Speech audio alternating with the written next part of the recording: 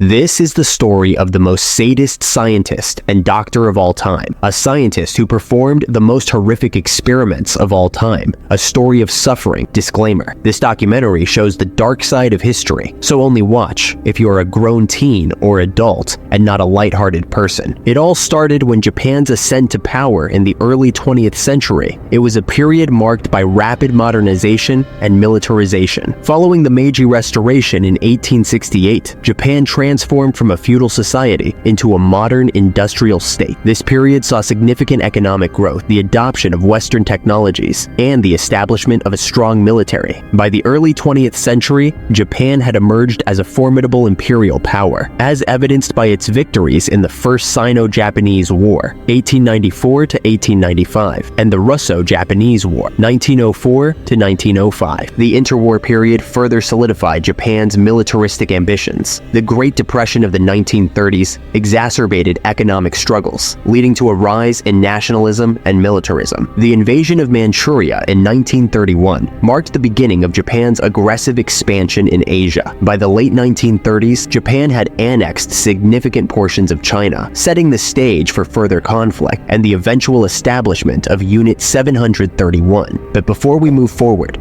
please take a moment to press the like button and subscribe to the channel, as it helps us to make more such videos. Let's move forward. Unit 731 was formally established in 1936 under the command of Shiro Ishii, a medical doctor, Masaji Kitano, a surgeon and bacteriologist, Ryoichi Naito, a microbiologist who worked closely with Ishii, Yujiro Wakamatsu, an army physician, created the foundation, and the mastermind behind all this was Ishii, born on June 25th, 1892 in Shibayama, Chiba Prefecture, was a medical doctor and microbiologist with a keen interest in bacteriological warfare. His ambition and lack of moral restraint made him the ideal candidate to lead Japan's covert biological warfare program. The unit was located in Pingfang, a district in Harbin, China, and was disguised as the Epidemic Prevention and Water Purification Department of the Kwantung Army. This cover allowed Unit 731 to operate without arousing suspicion, while its true purpose was far more sinister. Unit 731's experiments were among the most barbaric in human history. Ishii and his team conducted live vivisections on prisoners without anesthesia, removing organs to study the effects of diseases. Victims included Chinese civilians, prisoners of war, and occasionally Russian and Mongolian captives. These vivisections were carried out with clinical precision, often in the guise of scientific research. Prisoners were also injected with deadly pathogens such as the bubonic plague, anthrax, and cholera. These injections were intended to study the progression of diseases and test the effectiveness of various treatments. However, the primary aim was to develop biological weapons that could be used against Japan's enemies. One particularly horrific set of experiments involved the study of frostbite. Prisoners were forced to stand outside in freezing temperatures with their limbs exposed. Their arms and legs were periodically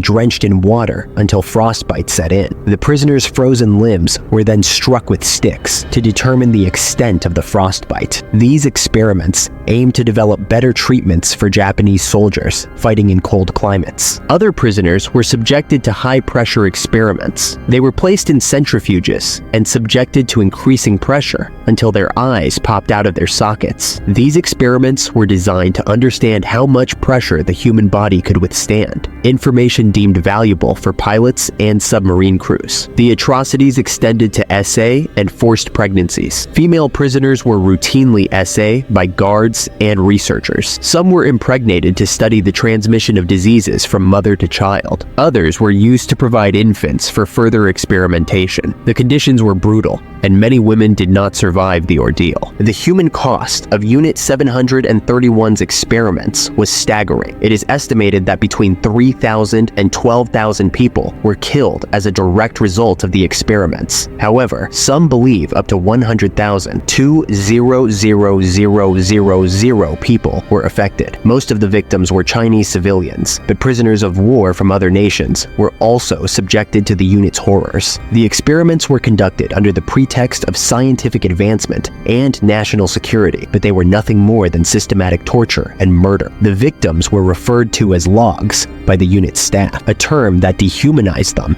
and reduced them to mere objects for experimentation. As Japan faced defeat in World War II, efforts were made to cover up the activities of Unit 731. Facilities were destroyed, and the remaining prisoners were killed to prevent them from testifying. However, the Allies soon discovered the extent of the atrocities. In the post-war years, Shiro Ishii and other key members of Unit 731 were arrested by U.S. forces. However, they were never prosecuted for their crimes. Instead, Ishii and his team negotiated immunity in exchange for their research data on biological warfare. The U.S. military considered the information invaluable and believed it could not have been obtained through ethical means. In 1948, Ishii and his colleagues were granted immunity and avoided prosecution at the International Military Tribunal for the Far East. This decision remains controversial, as it allowed war criminals to escape justice in exchange for scientific data obtained through inhumane methods. Shiro Ishii and Unit 731 is a dark chapter in human history. The atrocities committed by Ishii and his team serve as a stark reminder of the potential for human cruelty in the name of scientific progress and military advantage. Today, the site of Unit 731 in Harbin stands as a museum, a solemn reminder of the horrors that took place there. It serves as a testament to the victims and a warning to future generations about the dangers of unchecked power and the dehumanization of individuals in the pursuit of scientific knowledge. Shiro Ishii and Unit 731 is an example of how war can corrupt individuals and institutions, leading to unspeakable acts of cruelty. It highlights the need for strict ethical standards in scientific research and the importance of holding those who commit atrocities